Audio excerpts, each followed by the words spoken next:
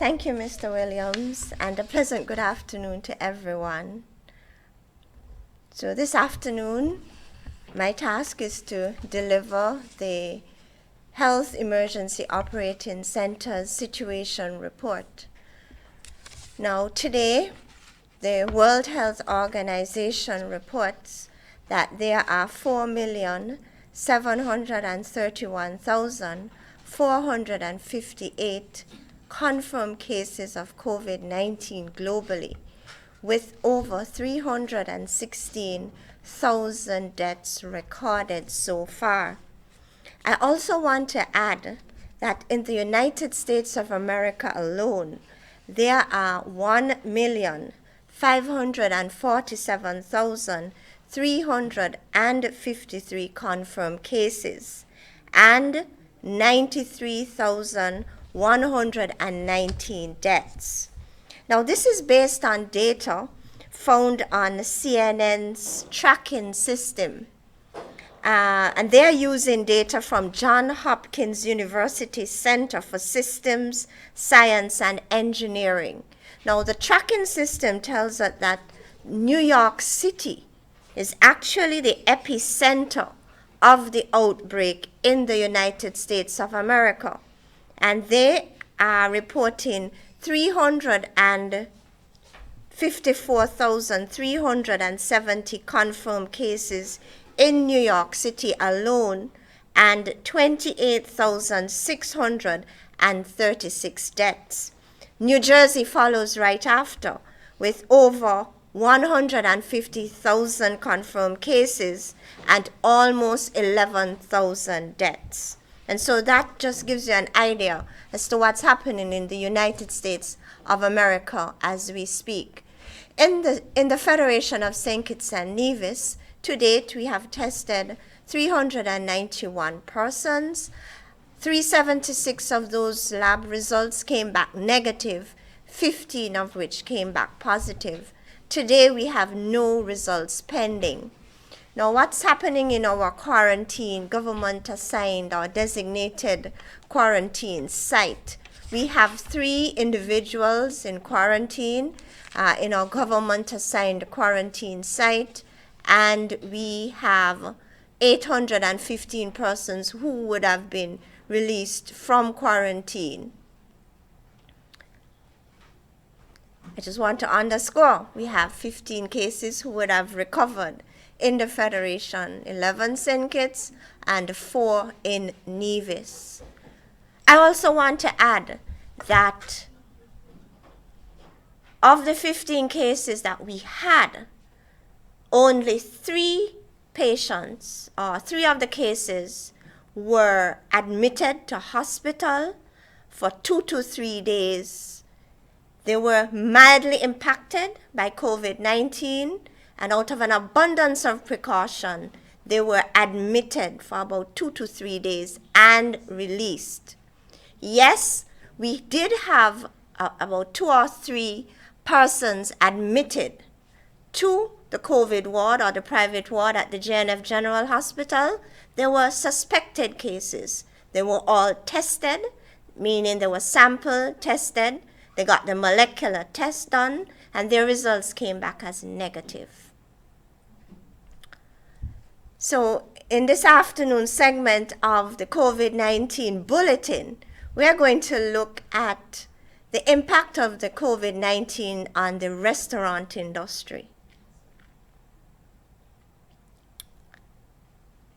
Restaurants are social and cultural hubs.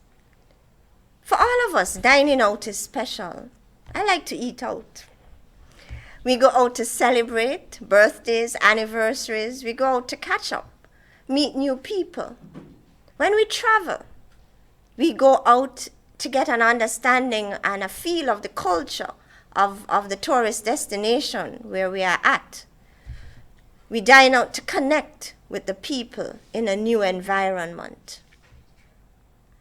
Restaurants have been hard hit by COVID-19. Many of them have to be closed down, and even as we relax the measures, the restaurants face an uncertain future amid this pandemic. Because we are told that this pandemic will be with us for another year and a half or so. So what's going to happen with respect to restaurants as they reopen? What's going to be the new norm for restaurants as we go forward? Now, restaurants will have to adapt to the social and physical distancing protocols like any other entity. And so how is that going to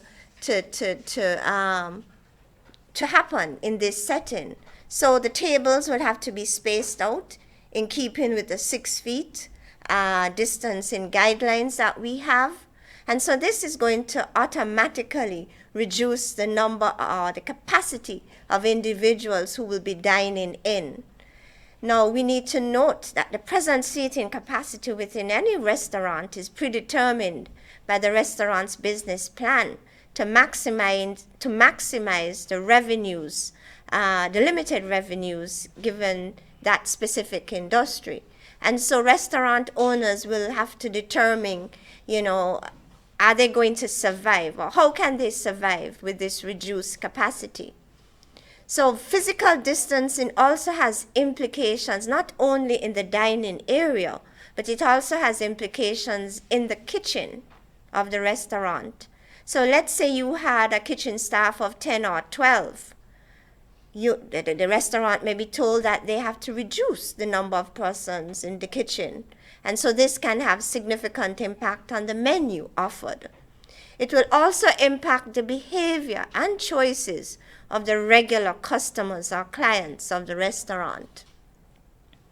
When you look at the science or the data coming out of countries who are ahead of us in the outbreak, they are looking, the restaurants there, they are looking at, what's the way forward. Even how are the silverware handled? How are they given out by the waiters? Tables have to be sanitized before and between customers. Sanitizers has to be everywhere and available to the customers and staff. There needs to be appropriate signage in the restaurant.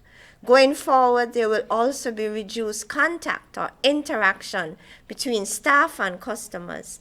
Particularly when I go out, I feel, very special when the owner of the restaurant comes and, greets and spends time and, interacts with you as you eat. That's going to have to be reduced in order to maintain safe distance between himself and the clients.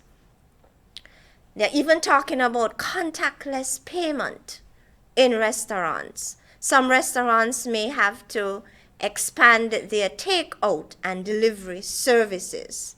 And so this is just a picture of what's happening in a restaurant. I think it's in North America. All right, and this is how they are adapting to the change.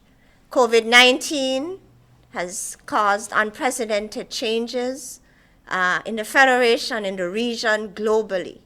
In conclusion, COVID-19 has significantly impacted restaurants, and it will be hard to predict the new norm. Thank you.